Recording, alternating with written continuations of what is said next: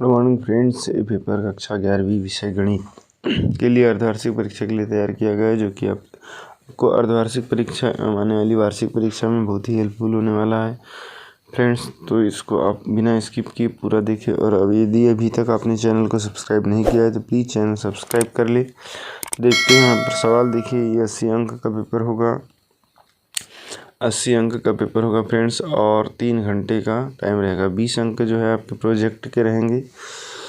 तो देखते हैं पहला सवाल हमारे पास क्या दिया हुआ है कि प्रत्येक प्रश्न के 4 विकल्प दिए गए हैं, सही विकल्प का चयन कर उत्तर पुस्तिका में लिखिए। फर्स्ट है, यदि ए बराबर 1 2 3 4 तथा बी बराबर 3 4 5 6 तथा ये सर्वनिष्ठ बी का मान होगा। देखिए, ए सर्वनिष्ठ बी का मान जो होगा, जो दोनों में उभयनिष्ठ हो। तो यहाँ पर 3 और 4 है, यहाँ पर भी 3 और 4 है, दोनों में उभयनिष्ठ है, तो ऑप्शन नंबर सी सत्य हो जाएगा। ठीक।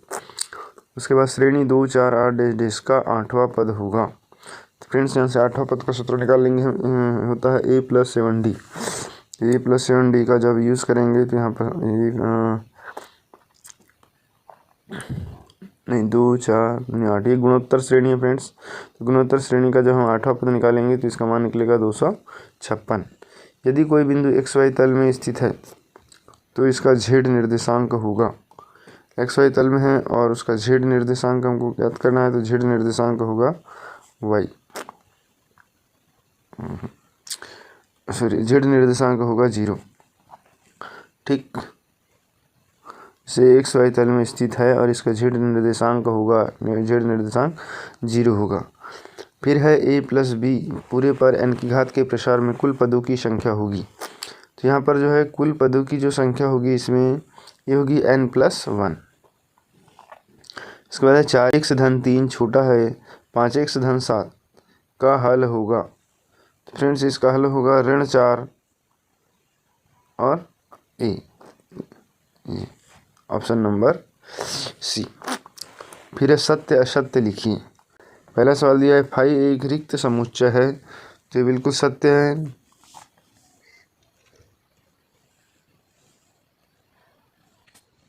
दूसरा है फ्रेंड्स इसमें कि असमीकाओं के निकाय का हल क्षेत्र वह उभयनिष्ठ क्षेत्र है जो निकाय में सभी दी गई असमीकाओं को संतुष्ट करता है, ये भी सत्य होगा।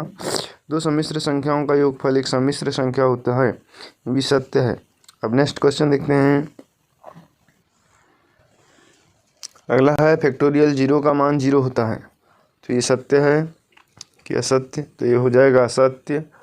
फिर है यदि किसी समांतर श्रेणी के प्रत्येक पद में एक अचर से गुणा किया जाए तो इस प्रकार प्राप्त अनुक्रम भी समांतर श्रेणी होता है, ये बिल्कुल सत्य है। ठीक है फ्रेंड्स। इसके बाद है सही जोड़ी। सही जोड़ी में देखिए हमारे पास दिया हुआ है फर्स्ट, sin x = 0 का व्यापक हल होगा। तो sin x = 0 का व्यापक हल हो जाएगा n π।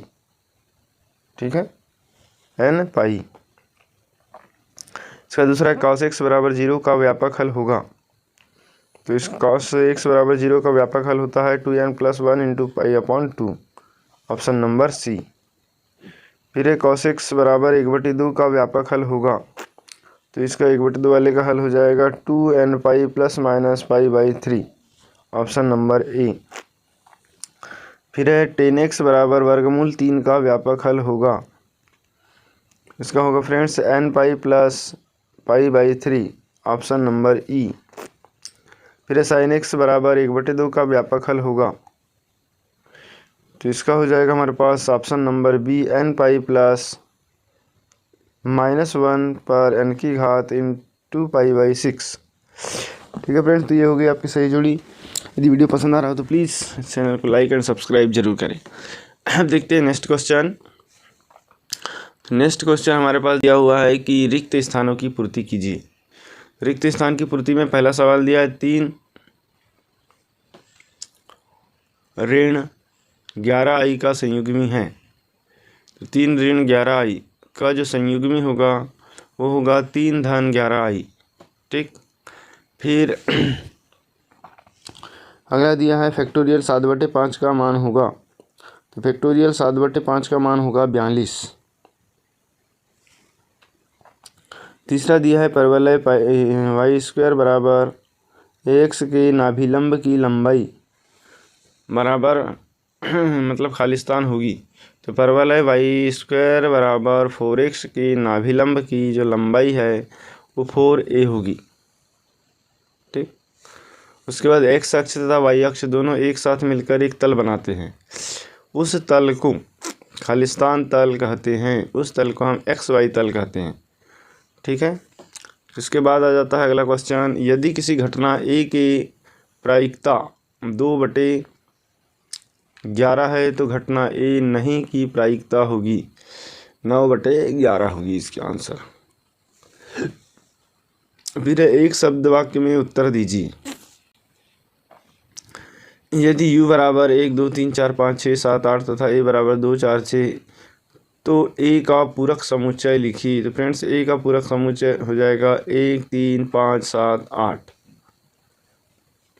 ठीक है, पूरक समुच्चय में हम 2 4 6 को इतने को इसमें से छोड़ देंगे और बाकी जो रहेंगे उनको पूरक समुच्चय में लिखेंगे।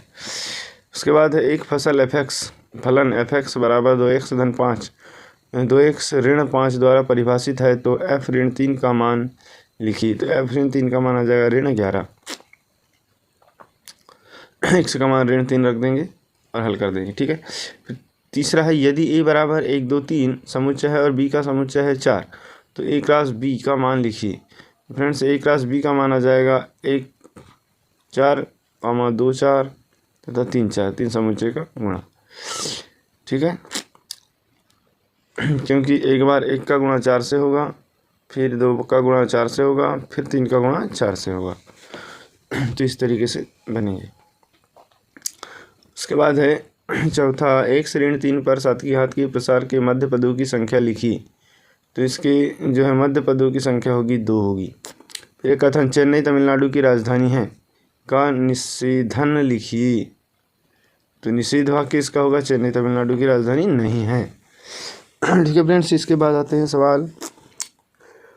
तो क्वेश्चन नंबर देखिए पहला 6वां है, घात समुच्चय को परिभाषित कीजिए अथवा समुच्चय x इस प्रकार है कि x संख्या 6 से कम एक प्राकृत संख्या को रोस्टर रूप में लिखिए। तो फ्रेंड्स ये सभी सवाल बहुत ही महत्वपूर्ण है, इनको आप तैयार कीजिए और बिना स्किप किए पूरा वीडियो देख लीजिए और यहाँ से IMP सवालों को नोट कीजिए और इनको हल जरूर करके जाइए।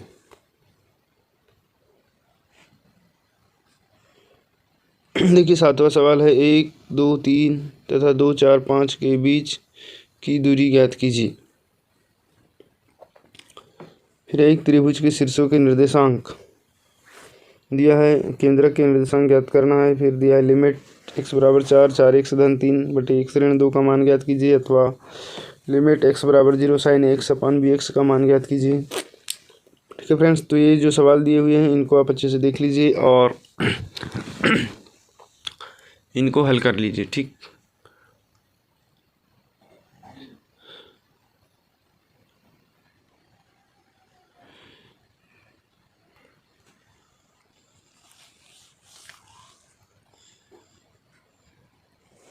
तो फ्रेंड्स प्रश्न क्रमांक 15, प्रश्न 16, 17, प्रश्न 18 सभी सवाल दिए फ्रेंड्स, जो कि बहुत ही IMP क्वेश्चन है, जो कि आपकी परीक्षा में बहुत ही हेल्पफुल होने वाले हैं। तो प्लीज़ ये वीडियो यदि पसंद आए तो इसे लाइक कर ले और चैनल को अभी तक सब्सक्राइब नहीं किया है तो चैनल को सब्सक्राइब जरूर करें।